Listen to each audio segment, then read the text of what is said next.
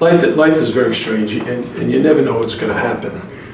But a year ago, my nephew, Tom, asked me if we would play an exhibition game against his son, Jason Larranaga, allow that team to come down to Miami, enjoy a few days in the sun and surf, and then play against an ACC team. So of course I said yes, anything for family.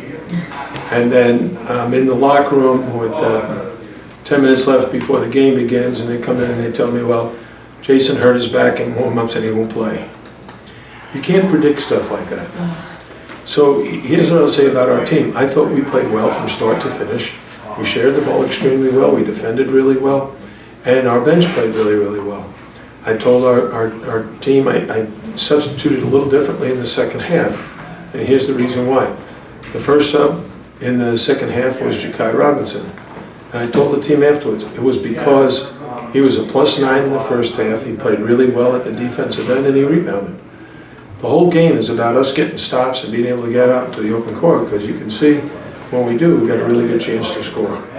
So my congratulations to the College of New Jersey for accepting this challenge. I know they're going to have a terrific year. They got a lot of really good three-point shooters. Hopefully our defense made them miss some of those, but I think they're going to be very good in their league. I want to ask you, Jim, that is really a shame. I was looking around for your nephew, I'm like, where is he? Oh, yeah. I just want to ask you about the play of Keyshawn and of Michael. I mean, the two freshmen, they both seemed very comfortable. And Keyshawn, I had asked him on media day if the fact that he played in France against men, you know, with a semi-pro and pros playing against like men in their 30s or whatever. How does that help him, do you think, feeling comfortable in making the transition to the college game? And how did you think Michael played also? Yeah, well, Keyshawn is a very skillful young man with a very high basketball IQ. He plays multiple positions. He can shoot the three. He handles the ball very well. There are areas of his game that need attention, and hopefully he'll improve it during the course of the season. Michael Nwako is a tremendous athlete, and he's got a really good game when he sticks to it. He, like a lot of guys, try to do multiple things. When you do that, you go away from doing your best. Do your best all the time, and then it'll work really well. So I think he did his best today. Even though that first shot he missed, it was exactly what he should have done. So I was happy with that. And for him to score 16 points and get 7 rebounds and play good defense, I thought he and Keyshawn had a very good exhibition game. Coach, I wanted to ask about AJ Casey. He seemed pretty comfortable and confident with the ball in his hands. Just what do you think of his performance today? And I guess what has he shown this offseason to where he's at right now? Well, I think in AJ's case, I mean, he was 4 for 7 at 9 points, 3 assists, 2 turnovers in 26 minutes of playing time.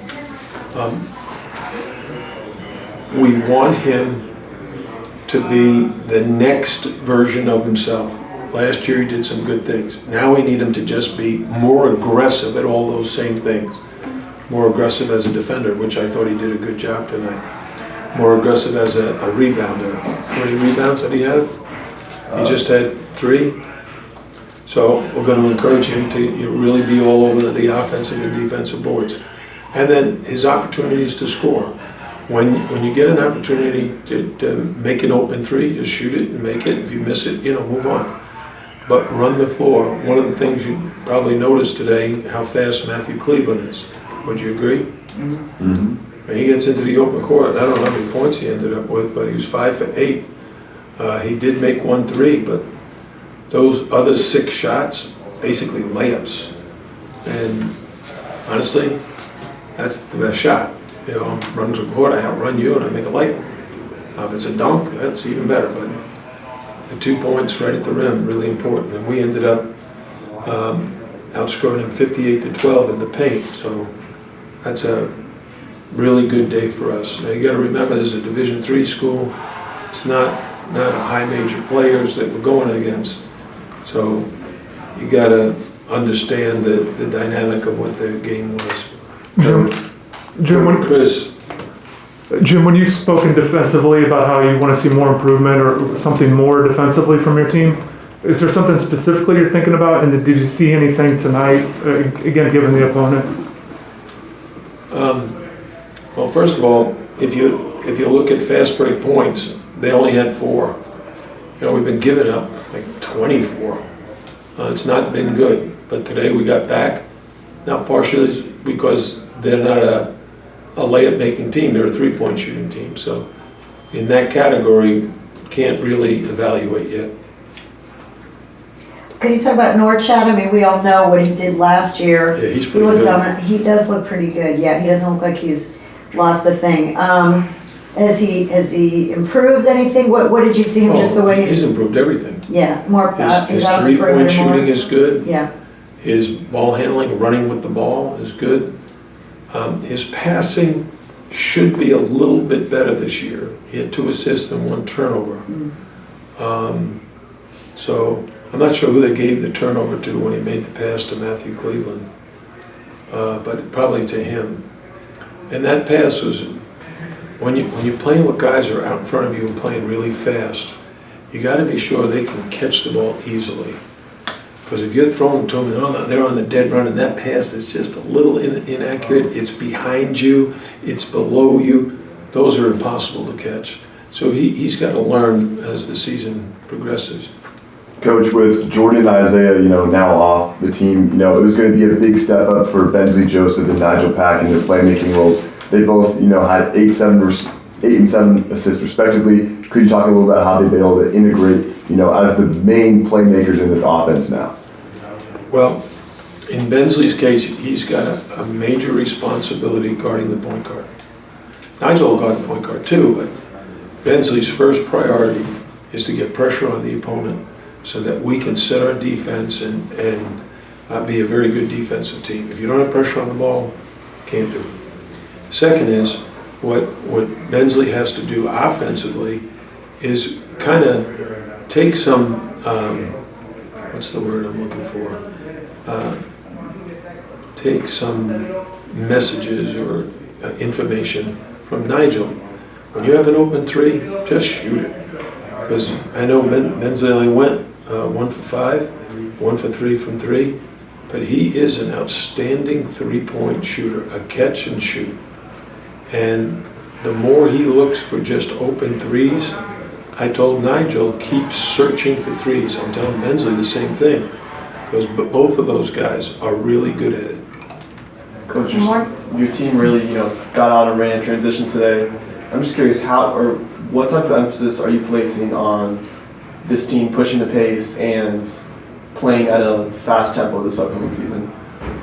Well, the answer is a huge emphasis, and you saw tonight what it looked like, especially to start the game.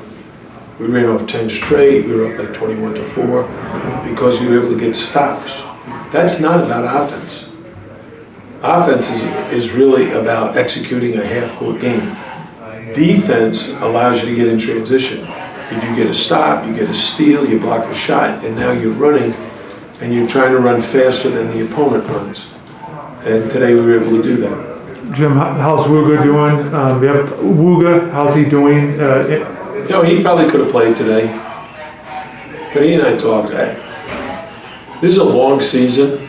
He's dealt with some kind of annoying injuries in the preseason. We had a long summer with the trip to France, so we're kind of just being cautious with him.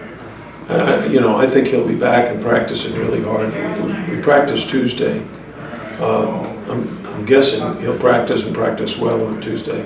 We got to get him back in shape. He's missed so many days. Is this something you think that could possibly, I know you don't want it to linger, is this something he's just going to have to deal with throughout, or do you think it's hopefully? Oh, no, I don't want it lingering.